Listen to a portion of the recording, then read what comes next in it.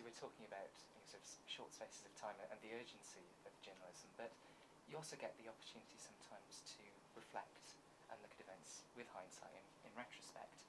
And some of your other articles dealt with the situation in Afghanistan, for instance.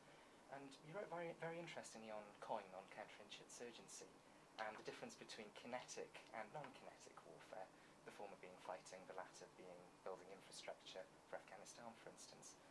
How well do you think the Allied forces, the Americans and the British, have done that in Afghanistan? I think they probably started very badly, and they are learning. They're learning from each other and from each other's history. And my sense of it is that the Americans have now learnt British military history rather better than the British themselves had. Partly because the British Army came out of the experience of Northern Ireland. But that was a conflict in which Britain essentially owned it. It owned the territory, it owned the government, it had all the instruments of power at its disposal. In Afghanistan and Iraq, particularly in the context where sovereignty has been given to some form of local government, they no longer control all the elements of it, if they ever did. And I think that is a much harder proposition. In an age where nationalism, a sense of nationalism is stronger, where the information age and the internet, as we spoke about, brings every action under scrutiny, I think it's a lot harder for an army in post-imperial times to act as imperial armies would have done once upon a time. And I think that's still very difficult. It makes this kind of post-imperial warfare much harder. It's a very different age of warfare, given the internet, given that terrorist networks are now much more dispersed than, say, the IRA cells were. I mean, yes, some elements of it are familiar from a century or more ago. You read Kipling's accounts of, trying to fight in the mountains of Afghanistan, and in some ways nothing has changed. But what has changed is that the accounts of that battle are now being broadcast almost instantaneously, and it's not just the William Howard Russell's account of the charge of the Light Brigade, but it's also the opposing militiaman's account that is coming out on the internet very quickly, often before your own. So, how do you think the Americans and the British could attempt to tackle that? I mean, one of your articles is about smart soldiers and smart warfare. What exactly does that involve, and how successfully are British and American forces particularly doing it? Well, I think as one American soldier told me, you won't know you've won until you've won, or conversely, you won't know you've lost until you've lost. These are wars where it's very hard to measure how you're doing, and ultimately it's about political will.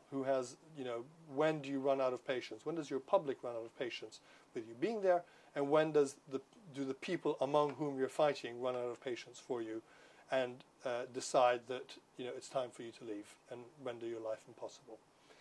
Very hard to tell when that point happens. Having said that, there are probably things you can do to stretch the amount of time available. Ultimately, the aim has to be to create a stable government that runs itself. Foreigners, I don't think, can really be fighting wars for a long time in other people's countries.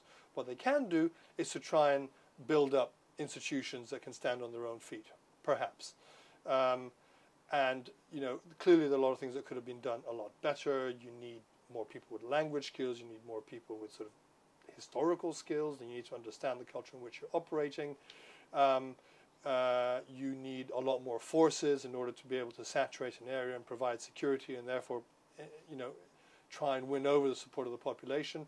These are things that soldiers understand, but there is a problem, which is that, these are now small, lean, professional volunteer armies, where you don't have a large amount of manpower that you can just throw at something and try to flood a place with security. You just can't do that anymore.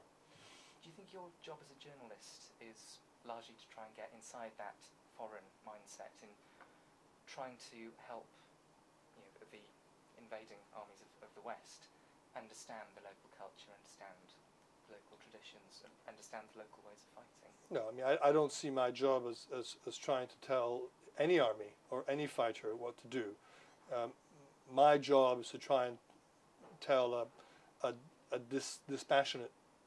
give a dispassionate account of what I think is happening for anybody to read. Frankly, if it's a soldier or if it's a Taliban, they can read what I've written. That's fine. I've had my stuff translated into Arabic over the years, to my great surprise.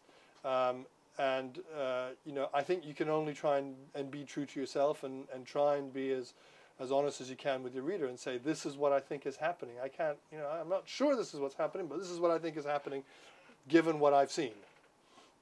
That's probably one of the great qualities associated with George Orwell, after whom, of course, this prize is named. You mentioned a lot of other journalistic heroes in the course of this interview. Where do you think Orwell ranks alongside Russell, for instance? Orwell sounds pretty high. I mean, I read him as a young man. One can't read 1984 without having a new perspective on the things that governments tell you. It gives you a healthy dose of skepticism. It doesn't mean you can always, overcome it, the lies and the half-truths that are told, but you can at least try.